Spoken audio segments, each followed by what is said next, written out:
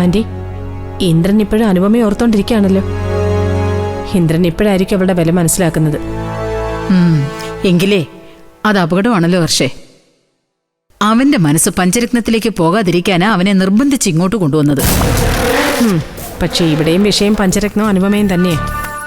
പോരാത്തതിന് രവിയേട്ടന്റെ സപ്പോർട്ടും. പക്ഷേ ഇന്ദ്രൻ ഇത്തവണ വിഷു ആഘോഷിച്ചത് ഇവിടെയാണെന്നറിഞ്ഞ അനുപമയ്ക്കൊന്ന് പൊള്ളും അല്ലേ ആന്റി? ആ, അത് പൊള്ളു. നാളെ തന്നെ അവൾ വക്കീലിനെ വിളിച്ച് ഡിവോഴ്സ് കേസ് സ്ട്രോങ് ആക്കാനും പറയും. പക്ഷേ ഇന്ദ്രൻ ഇവിടെ വന്നതും വിഷു ആഘോഷിച്ച കാര്യമൊക്കെ അവളെങ്ങനെ അറിയും? അതിനൊക്കെ വഴിയുണ്ട് ആന്റി. ആ, തെളിവ് സഹിതം നമുക്ക് അവളെ അറിയിക്കാം. ആ ആന്റി, ഞാൻ പറയുന്നത് പോലെ ചെയ്താൽ മാത്രം മതി.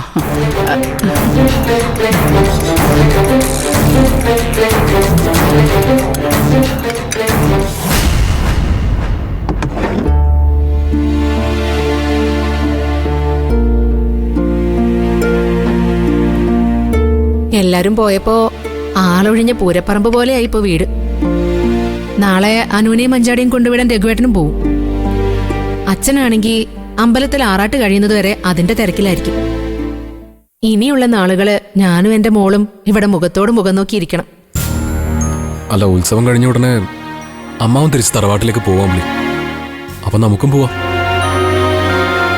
അവിടെ വെച്ച് നമ്മുടെ കാര്യത്തിൽ ഒരു തീരുമാനം ഉണ്ടാക്കാന്നല്ലേ അമ്മാവൻ പറഞ്ഞിരിക്കുന്നത്. എനിക്കിപ്പോ അതിലൊന്നും വലിയ വിശ്വാസമില്ല രഘുവേട്ട. നടന്നാ നടന്നു. ഇനി തറവാട്ടിലും നമ്മുടെ കാര്യത്തിലേക്ക് വരുമ്പോ എന്തെങ്കിലും തടസ്സങ്ങൾ ഉണ്ടാവില്ലെന്ന് ആര് കണ്ടു? ഇത്രയ്ക്ക് പ്രതീക്ഷ നഷ്ടപ്പെടേണ്ട കാര്യമൊന്നും ഇല്ലേ ചേച്ചി. നമ്മുടെ അച്ഛൻ നമ്മുടെ കൂടെ ഉണ്ടല്ലോ. രഘുവേട്ടനെ അമ്പളിച്ചേച്ചിയും അച്ഛൻ ഒരിക്കലും കൈവിടില്ലെന്ന് മാത്രം ചിന്തിച്ചാ മതി. അല്പം താമസിച്ചാലും നിങ്ങൾക്ക് അർഹതപ്പെട്ടത് തന്നെ അച്ഛൻ ചെയ്തിരിക്കും. ഇനി തറവാട്ടിൽ പോകുന്നവരെ ചേച്ചി ഇവിടെ ഒറ്റപ്പെട്ടതുപോലെ തോന്നുവെങ്കിൽ നാളെ നമ്മുടെ കൂടെ അമ്പിളിച്ചേച്ചി മോളും കൂടെ വരട്ടെ രഘുവേട്ട. എന്നിട്ട് രഘുവേട്ടൻ തിരിച്ചു വരുമ്പോ ചേച്ചിക്ക് ഇങ്ങോട്ടും വരാലോ. അത് വേണ്ടനു. എല്ലാരും പോയാ അച്ഛൻ ഇവിടെ തനിച്ചായി പോവില്ലേ? ആരെങ്കിലും ഇവിടെ ഇല്ലെങ്കിൽ അച്ഛൻ കൃത്യസമയത്ത് ആഹാരവും മരുന്നും ഒന്നും കഴിക്കില്ല.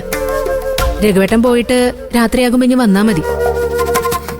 ഇത്രയുള്ളവളുടെ കാര്യം അച്ഛനോട് വലിയ കരുതല. പക്ഷെ അവകാശം ചോദിക്കാൻ ഒരു മടിയുമില്ല. ഞാൻ അവകാശം ചോദിക്കുന്നതേ എനിക്ക് വേണ്ടിയല്ല, എന്റെ മോൾക്ക് വേണ്ടിയാ. ലച്ചുമോൾക്ക് എന്റെ ഗതി വരരുത്. ചേച്ചി പറയുന്ന കേട്ടാ തോന്നും ചേച്ചി ഇപ്പോ വലിയ ഗതികേടിലാ കഴിഞ്ഞു പോകുന്നതെന്ന്. ഒപ്പം നിൽക്കാൻ ഒരാണുണ്ടാവുന്നതാ ചേച്ചി ഒരു പെണ്ണിന്റെ ഏറ്റവും വലിയ കരുത്ത്. ആദ്യമേ ഇങ്ങനെ ഒരാളില്ലായിരുന്നെങ്കിൽ സാരമില്ലായിരുന്നു. ഏത് സ്ത്രീയും ഒറ്റയ്ക്ക് നിന്ന് പഠിക്കും. പക്ഷെ നമ്മൾ അതുവരെ ചാരി നിന്നിരുന്ന ചുമല് ഒഴിഞ്ഞു മാറിപ്പോകുമ്പോ എന്തൊക്കെ ഉണ്ടായിട്ടും കാര്യമില്ല. പുറമേ കാണിക്കുന്ന ധൈര്യമൊക്കെ ഉള്ളൂ, അകത്തെപ്പോഴും ഇടറി വീഴുമെന്നുള്ള ആദ്യ.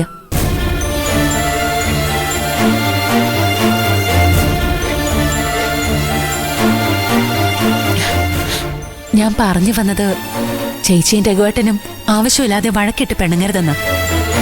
നിങ്ങൾ രണ്ടുപേരും ഒരുമിച്ച് നിൽക്കുന്ന കാണുമ്പോ ഞങ്ങൾക്ക് പോലും ഒരു ധൈര്യമാ. അത് തന്നെ ഈ കുടുംബത്തിന്റെ കരുത്തും.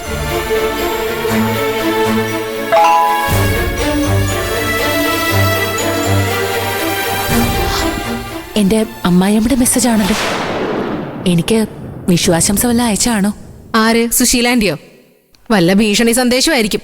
നീ അത് തുറന്നു പോലും നോക്കാതെ അങ്ങ് ഡിലീറ്റ് ആക്കിയേക്ക്. ഏയ്, നീ അത് എടുത്തു നോക്കാനോ? എന്താണെന്നറിയാലോ. വോയിസ് മെസ്സേജാ, നോക്കട്ടെ. നീ എന്താ വിചാരിച്ചേ? നീ ഇല്ലെങ്കിൽ എന്റെ മോൻ ഒലിച്ചു പോകുന്നു. അവൻ നിനക്കൊരു വിഷുക്കൊടി വാങ്ങി തന്നപ്പോ നീ അത് തിരിച്ചു കൊടുത്ത കാര്യം ഞാൻ അറിഞ്ഞു. അതോടെ എന്റെ മോൻ വിഷു ആഘോഷിക്കാതെ സങ്കടപ്പെട്ട് കഴിയുന്നാണോ നീ വിചാരിച്ചത്? എങ്കിൽ നിനക്ക് തെറ്റിയടി. ഇന്ദ്രൻ ഇന്ന് എത്ര സന്തോഷവാനാണെന്ന് നീ ഒന്ന് കണ്ടു നോക്കടി. ഞാൻ ഇതിന്റെ പുറകെ വീഡിയോ അയച്ചിട്ടുണ്ട്, അതിലെല്ലാം ഉണ്ട്. ഞാൻ പറഞ്ഞില്ലേ അനു, എടുത്തു നോക്കണ്ടാന്ന്. ആ സ്ത്രീ ഇങ്ങനെ എന്തെങ്കിലും കുനിഷ്ഠ കാണിക്കുന്നു നിനക്ക് അറിയില്ലേ? ആ, ഇനി ആ വീഡിയോ നീ ഓപ്പൺ ചെയ്യാൻ നിൽക്കണ്ട. കണ്ടു നോക്കാൻ ചേച്ചി. എന്റെ ഭർത്താവായിരുന്നയാൾ സന്തോഷിക്കുന്ന എങ്ങനെയാന്ന് കണ്ടിരിക്കാലോ. കാണും.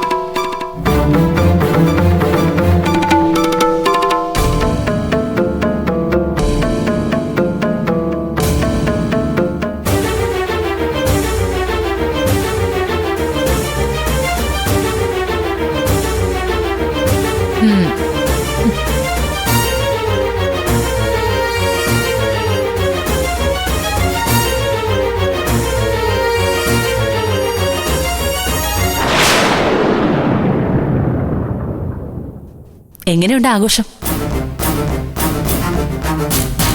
മോനെ ആ തൊഴുത്തിൽ തന്നെ കൊണ്ട് കെട്ടാനാണല്ലേ തലയുടെ തീരുമാനം.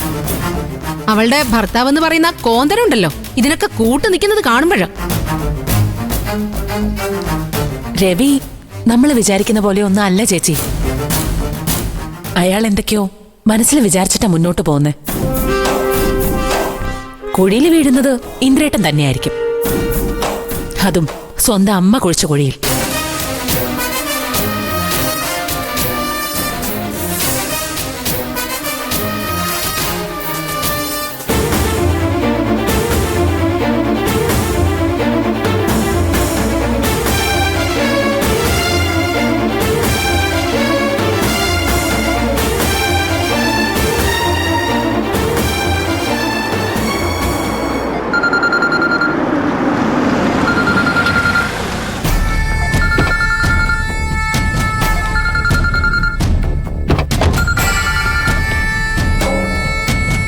ഹലോ മഞ്ചാടി, എന്തായി?